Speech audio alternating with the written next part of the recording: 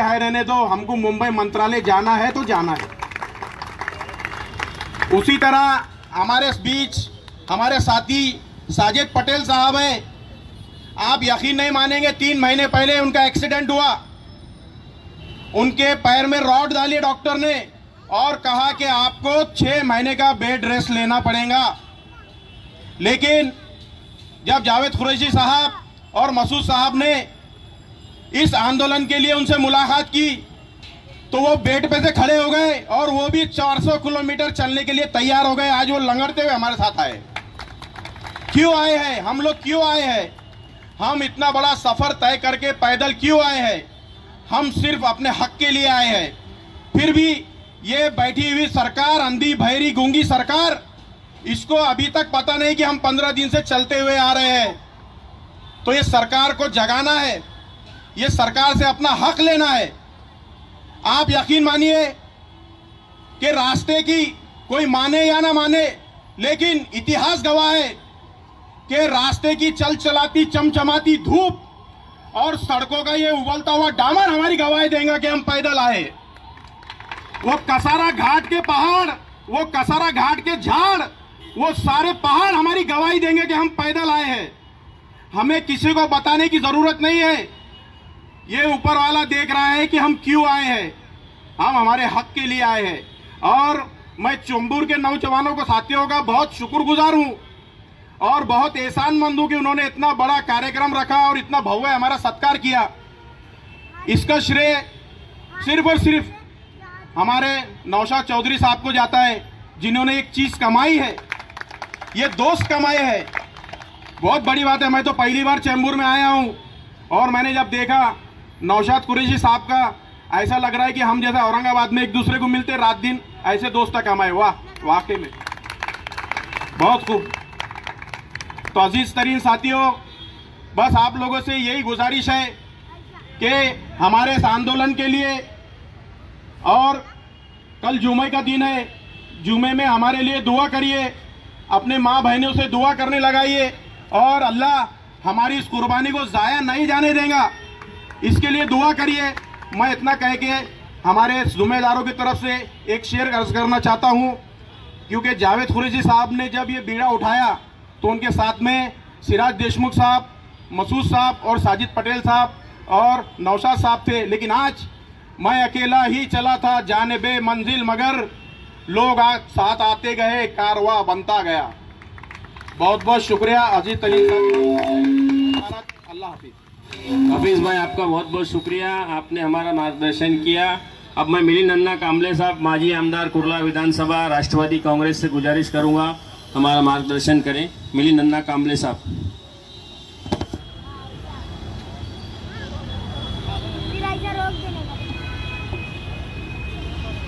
संविधान बचाओ रैली, मुस्लिम आरक्षण, लॉन्ग मार्च मोर्चा, ये जो जावेद भाई ने, मसूद भाई, सिराज साहब, बाबा भाई, हाफिज भाई, साजिद पटेल, ये जो मुस्लिम आरक्षण और संविधान बचाओ रैली, लॉन्ग मार्च जो आज यहाँ स्वागत हो रहा है, ये मैं चेंबूर के, तिलक नगर के सभी नौजवानों का बहुत बहुत धन्यवाद करता हूँ कि उन्होंने एक ताकत से ये रैली का और बहुत अच्छे से उनका जो औरंगाबाद से यहाँ तक चल के आए और उन्होंने जो हौसला किया, उनका जो हौसले का ताकत देने का काम ये हमारे चेंबूर के और तिलक नगर के लोगों ने किया है। आज ये जो रैली है एक समाज की रैली है। यहाँ के नौजवान बच्चे लोग को जो जो तकलीफ होती है, पढ़ाई की तकलीफ हो, नौकरी की तकलीफ हो, जावेद भाई ये रिलायंस के ऑफिस में बहुत अच्छा मेरे कुर्ला का बच्चा था, अच्छा पढ़ा लिखा था और ग्रेजुएशन उसका बहुत अच्छा था। उसके परीक्षा में उसका वो रिलायंस में उसका नंबर भी अव्वल आया और सभी समाज से ज़्यादा मार्क्स उसको मिले लेकिन वो मुस्लिम था, इसके लिए उसको थोड़ा सा रुकाने का काम किया। मैं एमएलए था, मैं खुद रिलायंस के ऑफिस में गया और उनको, साहब आपको मालूम है पानी नहीं आता है तो मैं एलवाड़ तोड़ता हूँ, यमवाड़ तोड़ता हूँ। थोड़ा सा ऐसा लफड़ा करने से वो बच्चा आज पढ़ाई में और रिलायंस में इतना अच्छा अहदे पे काम कर रहा है कि उसको 2.5 लाख रुपए पेमेंट है। जो अपने हक के लिए, हमारे भाइयों के लिए, हमारे जवान बच्चों लोग के लिए आपने जावेद भाई जो कदम उठाया है, अभी सभी आप भाइयों का हम लोग तहे दिल से शुक्रिया अदा करते हैं कि आपने एक हमारे में ताकत देने का काम किया। ये जो लॉन्ग मार्च नहीं है, ये हमारे में ऊर्जा देने का काम किया है आपने। और ये ताकत हम लोग इंशाअल्लाह बहुत ताकत से कुर्ला से लेके बंबई, महाराष्ट्र में जो चीज में आप खड़े रहेंगे, हम लोग कंधे से कंधा लगा के आपका साथ देंगे, ऐसा आपको आश्वासन देते हैं। मैं जावेद भाई, राष्ट्रवादी और कांग्रेस पार्टी एक थी और 5% आरक्षण जब हम लोग विधान भवन में मंजूर किया था, लेकिन ये बीजेपी सरकार ने, आपको तो मालूम है, ये जो बीजेपी सरकार है ये दलित, मुस्लिम इनके खिलाफ वाली सरकार है। ये कभी भी इनको न्याय देने का काम नहीं करेगी। आप ये जो विड़ा उठाए हैं, हम लोग आपके साथ में कंधे से कंधा लगा के लड़ेंगे, इतना आपको आश्वासन देते हुए मेरे देव शब्द पूरे करता हूँ। धन्यवाद। जय राष्ट्रवादी, जय शिवसेना, जय कांग्रेस। धन्यवाद। Thank you very much Milind Anna Kamble साहब, आपका बहुत बहुत शुक्रिया। अब मैं आदिल अंसारी साहब से गुजारिश करूंगा, अब मैं सिराज देशमुख साहब से गुजारिश करूंगा, सिराज देशमुख साहब हमारा मार्गदर्शन करें। अच्छा हाँ, आदिल अंसारी साहब, आदिल अंसारी के बाद सिराज देशमुख साहब बोलेंगे। अस्सलाम वालेकुम। तो सबसे पहले तो मैं जो औरंगाबाद से टीम आई है, जावेद कुरैशी साहब की और माइनॉरिटी काउंसिल ऑफ महाराष्ट्र, इनका बहुत बहुत शुक्रिया अदा करना चाहता हूं, क्योंकि यहाँ पे बहुत से लोग जो खड़े हैं और मैं भी, अगर हम लोग नहीं पढ़ेंगे, हम लोग नहीं समझेंगे कि रिजर्वेशन का मतलब क्या होता है, तो हम लोगों को पता नहीं चलेगा। सबसे पहले हमको समझना पड़ेगा कि रिजर्वेशन ज़रूरी क्यों है। जैसे फॉर एग्जांपल अभी मेरा एक हाथ है, अगर ये एक हाथ बहुत बड़ा हो जाए, 5 मीटर का हो जाए, और एक हाथ बहुत छोटा रहे, तो मैं बराबर नहीं दिखूंगा, सही नहीं दिखूंगा, बराबर इंसान नहीं दिखूंगा। इसी तरह हमारे समाज के अंदर कुछ कौम ऐसी है जो बहुत आगे बढ़ गई है। आजकल आपने सुना होगा, राहुल गांधी रोज बोलते हैं कि भाई देश को चलाने वाले जो 90 ऑफिसर है, उसमें सिर्फ 5 जो है ओबीसी से आते हैं, और ओबीसी की जनसंख्या माना जाता है 40 है, 40% है। तो आप ये समझिए, अगर राहुल गांधी ये बता रहे हैं कि 40% लोग की जहाँ जनसंख्या आती है उसमें सिर्फ 5% ऑफिसर आ रहे हैं, जो 90 ऑफिसर इस देश को चला रहे हैं, तो मुसलमान की जो तादाद है इस देश के अंदर 15% है। मैं तो राहुल गांधी से ही पूछना चाहूंगा कि कितने % ऑफिसर है मुसलमान जो इस देश को चला रहे हैं। सबसे पहली बात तो ये है, तो हम लोगों को ये समझना पड़ेगा रिजर्वेशन जरूरी क्यों है। दूसरी बात, सच्चर कमेटी बनी थी हमारे देश के अंदर 2005 में, जैसे डावरे साहब ने ही बताया, और मनमोहन सिंह ने इस कमेटी को गठन किया था। सच्चर कमेटी की सबसे पहली फाइंडिंग ये थी कि मुसलमानों की हालत आज इस देश के अंदर SC ST से भी खराब है। मतलब ये माना जाता है कि देश के अंदर SC ST जो है वो सबसे गरीब है या सबसे कमजोर तबका है, लेकिन उस कमेटी की रिपोर्ट ने बताया कि मुसलमानों की हालात उनसे भी खराब है। तो इसका मतलब मुसलमान इस देश का सबसे कमजोर बच्चा है, और जो कमजोर बच्चा होता है उसके सरकार की फर्ज होता है कि उसको आगे लेके आया जाए। दूसरी बात, कांग्रेस और एनसीपी की सरकार ने 2013 में मुसलमानों को 5% का रिजर्वेशन दिया, उसके बाद में वो सरकार चले गई, बीजेपी की सरकार आई, बीजेपी की सरकार ने उस रिजर्वेशन को हटा दिया, और ये बाद में मामला कोर्ट में गया। कोर्ट में जाने के बाद फैसला ये हुआ कि जो मराठा को जो रिजर्वेशन दिया गया था उसके लिए बॉम्बे की कोर्ट ने मना कर दिया कि भाई इनकी तादाद अच्छी है, ये लोग ठीक है, इनको रिजर्वेशन नहीं मिलना चाहिए। वैसे हम मुसलमान किसी के खिलाफ नहीं है, लेकिन ये कोर्ट ने कहा, और बॉम्बे की कोर्ट ने ये कहा कि मुसलमानों को 5% रिजर्वेशन मिलना चाहिए। ये मिलना चाहिए स्कूल्स के अंदर, एजुकेशन के अंदर, जॉब के अंदर नहीं मिलना चाहिए, कोर्ट का कहना था। हालांकि हम लोगों की डिमांड ये है कि हर जगह मिलना चाहिए, क्योंकि मुसलमान आज की तारीख में जॉब के अंदर भी गवर्नमेंट के अंदर 2% है, तादाद 14% है। मुसलमान जो ग्रेजुएशन निकलते हैं 2% निकलते हैं। 100% में से मतलब 100 बच्चे ग्रेजुएशन की उम्र के हो जाते हैं, लेकिन 2% बच्चे ग्रेजुएट निकलते हैं। तो इसी तरह से मुसलमानों को बॉम्बे हाई कोर्ट ने कहा कि भाई इनको रिजर्वेशन देना चाहिए एजुकेशन में 5%। वो रिजर्वेशन भी फडणवीस साहब ने नहीं दिया, उल्टा मराठाओं को रिजर्वेशन दिया गया। फिर कुछ लोग कोर्ट चले गए और मराठों का रिजर्वेशन भी रद्द हो गया। उसके बाद एक बात कही जाती है, मैं अपनी बात थोड़ा संक्षेप में खत्म करूंगा, लेकिन मैं आप लोगों को फैक्ट्स बताना चाहता हूं कि करंट स्थिति क्या है, अब रिजर्वेशन जरूरी क्यों है। उसके बाद में ये कहा गया कि मुसलमानों को रिजर्वेशन इसलिए नहीं दिया जा सकता क्योंकि धर्म के आधार पर इस देश में रिजर्वेशन नहीं दे सकते। तो इसका आंसर ये है कि भाई तमिलनाडु, केरला, आंध्रा, यहाँ पे मुसलमानों को रिजर्वेशन दिया गया है। तो अगर धर्म के बेसिस पे नहीं दे सकते तो ये स्टेट कौन से कॉन्स्टिट्यूशन पे चल रहे हैं? क्या ये स्टेट का कॉन्स्टिट्यूशन अलग है क्या? लास्ट हमारे जो देश के प्रधानमंत्री नरेंद्र मोदी जी, उन्होंने 2019 के इलेक्शन में जब मध्य प्रदेश, राजस्थान और छत्तीसगढ़ का इलेक्शन वो हार गए, तो हारने के बाद में उन्होंने कॉन्स्टिट्यूशन के अंदर 103 अनुच्छेद में चेंजेस किए और अपर कास्ट को रिजर्वेशन दिया, जिसका कहा जाता है IAS ऑफिसर से लेके जजेस के अंदर हर जगह अपर कास्ट बहुत ज़्यादा लोग हैं, 95% है। कॉन्स्टिट्यूशन में चेंजेस करके उनको रिजर्वेशन दिया गया, लेकिन मुसलमानों को रिजर्वेशन नहीं दिया गया। तो ये जो बहुत अच्छी पहल है, और मैं जावेद कुरैशी साहब को बहुत बहुत शुक्रिया अदा करना चाहता हूँ कि औरंगाबाद से यहाँ तक, मुंबई तक चल के आना, मुंबई तक चल के आना, ये बहुत बड़ी बात है। और इसके अंदर ज़्यादा से ज़्यादा लोग जुड़ना चाहिए, क्योंकि मैं भी इस चीज़ के ऊपर बहुत स्टडी किया हूँ, मैं भी सोच रहा हूँ कि इसके ऊपर कुछ होना चाहिए। और ये मुद्दा एक ऐसा है जिससे बहुत कुछ चेंज हो सकता है। क्योंकि क्या होता है ना, मान लो अगर देश के कई 100 लोग रह रहे हैं, 100 के अंदर अगर आप 20-25 लोग को छोड़ दिया जाए, उनका डेवलपमेंट छोड़ दिया जाए, तो देश का डेवलपमेंट कैसे होगा? सबसे पहला सवाल तो ये है।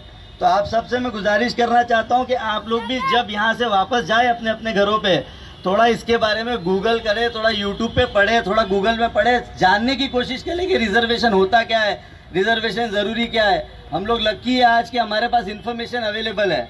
लोगों के पास, जो पुराने लोग थे, उनको किताबें पढ़ना पड़ती थी, कानून पढ़ना पड़ता था। आज आपके पास सब कुछ अवेलेबल है, इन्फॉर्मेशन, आप पढ़ो, समझो। और मैं बाकी जो यहाँ पे वसीम भाई है और इनकी जो टीम है चेंबूर की, इन लोगों ने बहुत अच्छा काम किया। मैंने आते साथ उनको ये बोला, बहुत बड़ा काम किया आप लोगों ने। और ये रिजर्वेशन जो है, इसके लिए लगातार लड़ना पड़ेगा। आज हम लोग इसकी आवाज़ उठाए तो कल नहीं मिलने वाला है। हो सकता है कि हमारे जिंदा रहते नहीं मिले, 10 साल बाद मिले, 15 साल बाद मिले, मिलना ज़रूरी है। अस्सलाम वालेकुम, जय हिंद, जय महाराष्ट्र। शुक्रिया भाई, शुक्रिया आपका बहुत बहुत।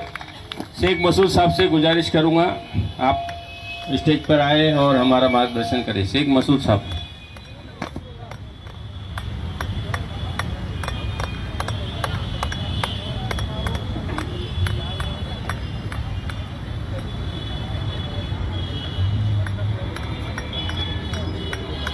स्टेज पे तशरीफ फरमा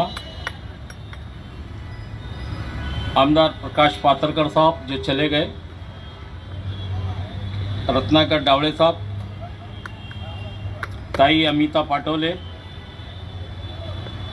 मिलिंद अन्ना साहब, और ये प्रोग्राम जिन्होंने ये अरेंज किया वो आसिफ भाई, इमरान खान, नौशाद कुरैशी, चेंबूर और कुर्ला के भाइयों, अस्सलाम वालेकुम रहमतुल्लाहि बरकातहू। मुझे रस्ते से जहाँ जहाँ हमारे को मौका मिला, मैंने अपनी बात रखते हुए आई। वक्त की कमी को देखते हुए मैं अपनी बात कुछ चंद मिनटों में समझ लेता हूँ। उम्मीद करता हूँ कि हमारी बात आपके समझ में आ। साल पहले जो चिंगारी लगाई थी रिजर्वेशन के नाम से, वो चिंगारी आज पूरे महाराष्ट्र के अंदर मैं समझता हूँ आवाज़ उठ रही है। और इंशाअल्लाह मेरे को उम्मीद है कि ये सरकार क्या, वो सरकार क्या, किसी न किसी सरकार को मुस्लिम रिजर्वेशन देना पड़ेगा। अजीज साथियों, ये आवाज़ आज आप बहुत सारे लोगों को ये समझ में आ रही होगी कि मुस्लिम रिजर्वेशन की एक आवाज़, एक इश्यू, एक कुछ गड़बड़ चल रही है, कुछ डिमांड चल रही है मुसलमानों की जानिब से। मगर मैं आपको बताता चलूँ कि आवाज़ 1948 में पार्लियामेंट के अंदर मुस्लिम लीग के मोहम्मद इस्माइल साहब ने सबसे पहले ये आवाज़ उठाई थी। और ये आवाज़ उठाने के बाद ही हमारे को 1998 के अंदर जो डॉक्यूमेंट्स मिले और वो बात हमारे समझ में आई और हमने इस चीज़ को, इस इश्यू को यहाँ तक ले आया। दूसरी बात ऐसी है कि वक्त की कमी होने की वजह से मैं अपनी बातों को बहुत शॉर्ट तरीके से ले रहा हूँ कि ये बात आपके भी समझ में आ रही हो और हमारे भी समझ में आ रही है। आज हमने संविधान की जो बात जो कही यहाँ पर, वो संविधान की बात में से एक बात आप जोड़ता चले कि 1932 का पूना बेट कमीशन, मैं रिजर्वेशन की अपनी बात कर रहा हूँ, 1932 का पूना बेट कमीशन डॉक्टर बाबा साहब अम्बेडकर ने उस पार्लियामेंट के अंदर, उसके कमीशन के अंदर अपनी बात रखी थी कि वो दलितों को रिजर्वेशन के लिए।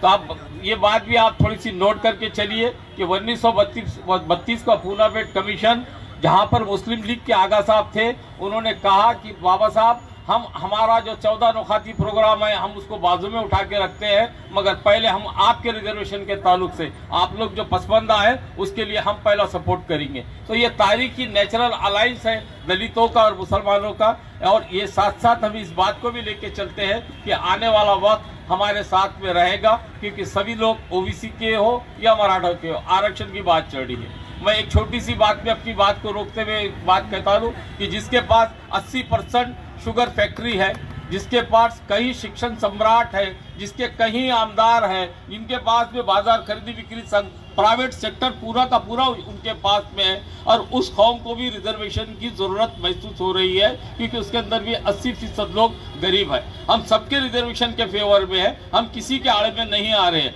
मगर आप सोचिए कि इतना कुछ होने के बावजूद भी वो रिजर्वेशन की बात कर रहे हैं, तो हमारी हालत क्या होगी, हम फिर हमारी आवाज़ कितनी सही है। और ये आवाज़ को सही यहाँ के पूरे मुल्क के जितने भी कमीशन बैठे हैं, कमेटी बैठे हैं, इसने इस बात को कबूल करा है, अपनी रिपोर्ट में इस बात को दिया है सरकार के पास में केंद्र की कि ये मुसलमान रिजर्वेशन के हकदार हैं, मगर फिर भी ये सरकार नज़रअंदाज करते चले आ रही है। तो कब तक नज़रअंदाज करेंगी, जब तक कि हमारा जद्दोजहद उन तक पहुंचेगा, उनके ऊपर आवाज़ जाएंगी। तो दरख्वास्त यह है मेरी कि ये आवाज़ जो हमने उठाई, सिराज देशमुख साहब ने, जावेद कुरैशी साहब ने, हमने ये आवाज़ औरंगाबाद से उठाते उठाते हम ये लॉन्ग मार्च के तहत आपके पास में आए। उम्मीद करता हूँ कि ये आवाज़ आप भी अपने पास से उठाइए। हमने कई किताबें लिखी है, किसी भाई ने कोर्ट का 5% का रिजर्वेशन की बात जिक्र करी, वो रिजर्वेशन का जो हाईकोर्ट का जो मामला है वो भी माइनॉरिटी काउंसिल का मामला है, और माइनॉरिटी काउंसिल ही है जो है तो हाईकोर्ट में गई थी। दूसरी बात, जस्टिस